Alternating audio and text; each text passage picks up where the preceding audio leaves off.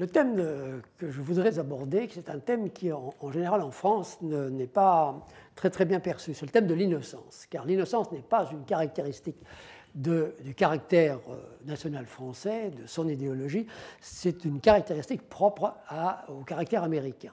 En France, quand on parle d'un innocent, c'est quelqu'un qui sort d'un procès lavé du moindre soupçon, ou bien on parle de l'innocent aux mains pleines, etc. Donc ça a une dimension juridique. Aux États-Unis, l'innocent est un personnage positif, et cela, même si aujourd'hui il y en a très peu à l'écran, on le retrouve sur une base tout à fait, disons, naturelle dans les super-héros, qui sont tous des gens purs, donc ils sont innocents, ils sont face à un monde dans lequel le mal prévaut, et il faut une force surhumaine pour pouvoir se débarrasser d'une sorte de surhomme maléfique.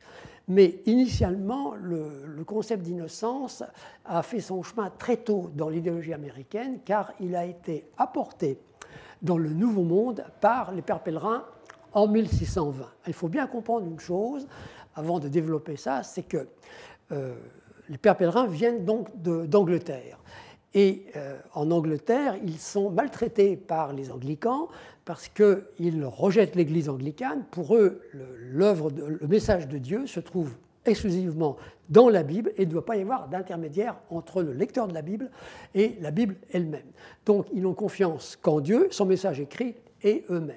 Donc, ne pouvant pas se sentir libres et exercer leur vie selon leur foi, ils vont profiter de la conquête du Nouveau Monde qui a été entreprise par les Espagnols, les Portugais plutôt en Amérique du Sud, et eux, ils vont emboîter le pas des Anglais qui ont conquis le sud de l'Amérique du Nord, la Virginie, en 1607. Donc, ils montent dans l'un des deux bateaux qui partent en 1620, le Mayflower, et ils sont portés par des vents malheureusement contraires. Ils vont arriver dans une terre qui n'est pas la Virginie et qu'ils vont très vite appeler la Nouvelle-Angleterre. Ça, c'est très important parce qu'ils arrivent au Nouveau Monde et eux, Anglais, pour la plupart, décident de garder le nom d'origine de leur pays, mais ils l'appellent la Nouvelle-Angleterre. Pourquoi? Parce qu'ils sont aussi en quête d'une nouvelle naissance et d'une nouvelle possibilité de construire, ce qui dans la Bible apparaît à la fin du texte, la Nouvelle Jérusalem.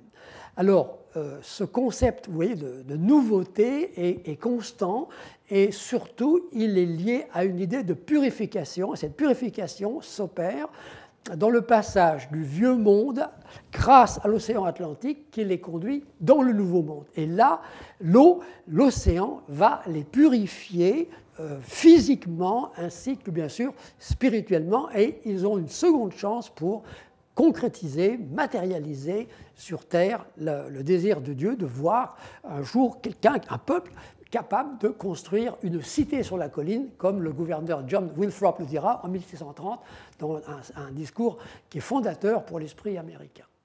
Alors ça, c'est typique de l'époque, et ces idées-là n'ont jamais existé, par exemple en France, où nous avons, pour ce qui est entre guillemets, de l'innocence, nous n'avons, nous, pas des innocents, nous avons des niais, comme par exemple dans le cinéma, il y a le personnage de Bourvil, de temps en temps Fernandel, dans le Spoons de Marcel Pagnol, nous avons le nigaud, comme Fernand Reynaud, des marginaux poétiques, comme Jacques Tati ou Pierre Étex, et encore le personnage du distrait de Pierre Richard. Mais si en France, l'innocent, au sens puritain du terme, n'existe pas, c'est que la France est un pays qui a bénéficié de la Renaissance, l'esprit de cette époque-là, qui a réagi contre la puissance de l'Église tout au long du Moyen-Âge. L'homme prend confiance en lui-même.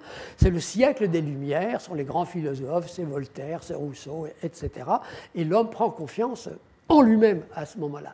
Donc il n'y a de place en France dans le cinéma que pour des personnages qui ne sont pas des intellectuels et qui font un peu rire ceux qui ont un minimum d'intelligence, donc le nigaud, le niais, mais qui finalement a bon cœur et se révèle très humain. Ce personnage de Bourvil, je crois que c'est peut-être l'incarnation première de cela. Mais le personnage de Bourvil ne peut pas faire rire du tout les Américains, car les Américains ne veulent pas des niais, ils veulent des gens qui ont l'esprit pratique, qui ont un minimum d'intelligence et qui soient purs. Et ça, c'est la force même du héros à l'écran aux États-Unis.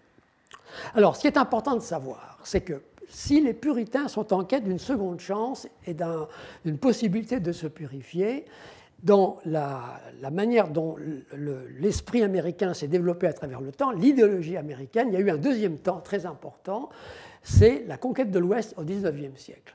Elle a été rendue possible par le fait que d'abord les Américains se sont débarrassés des Anglais avec deux guerres d'indépendance, et qu'avec leur troisième président, Thomas Jefferson, ils ont eu le sentiment, lorsqu'ils ont découvert, grâce à une expédition Lewis and Clark en 1802, que cette terre, cette Amérique du Nord, était un véritable continent, qu'il fallait pratiquement 2 ans pour aller de l'océan Atlantique au Pacifique et en revenir. Donc il y avait de la terre pour tout le monde.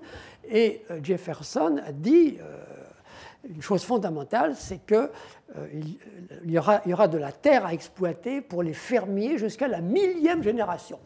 Donc cet optimisme par rapport à la future économie américaine était tel que les pionniers sont partis s'installer dans l'Ouest, d'acre en acre. Ils se sont installés individuellement et chacun avait le sentiment d'avoir sa chance de réussir. Puis, vous le savez, la conquête de l'Ouest s'est accélérée, on est monté dans les chariots, on est parti chercher de l'or, là c'est grave erreur, mais qu'importe, en Californie. Donc on a traversé ces grandes plaines et un parallèle a été établi par certains observateurs entre la puissance purificatrice de l'océan Atlantique et celle des grandes herbes de l'Ouest américain. Donc second phénomène de purification par la nature, l'eau d'abord, l'herbe ensuite.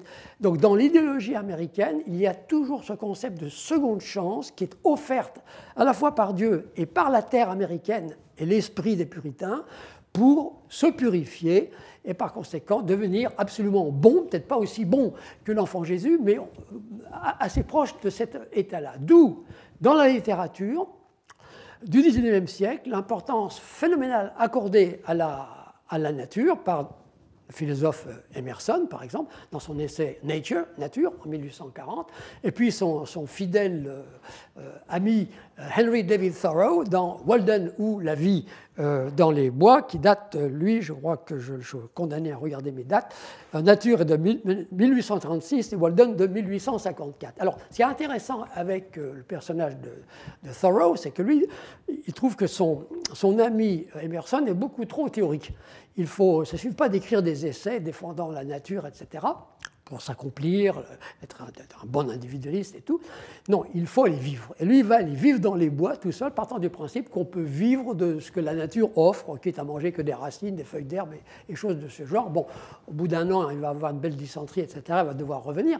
Mais le mythe de la nature, à la fois fondatrice, purificatrice, rédemptrice et constructive, on lui doit en très très grande partie. Puis bien, il n'y a pas que, il y a Walt Whitman qui va écrire Feuilles d'herbe, Leaves of Grass, un recueil de poèmes qui ne cesse de grossir d'année en année, qui a donc été publié en 1891-92. Puis des romans de fiction, la nature joue un rôle très important. Le Dernier des Mohicans, par exemple, de Fenimore Cooper, etc., etc.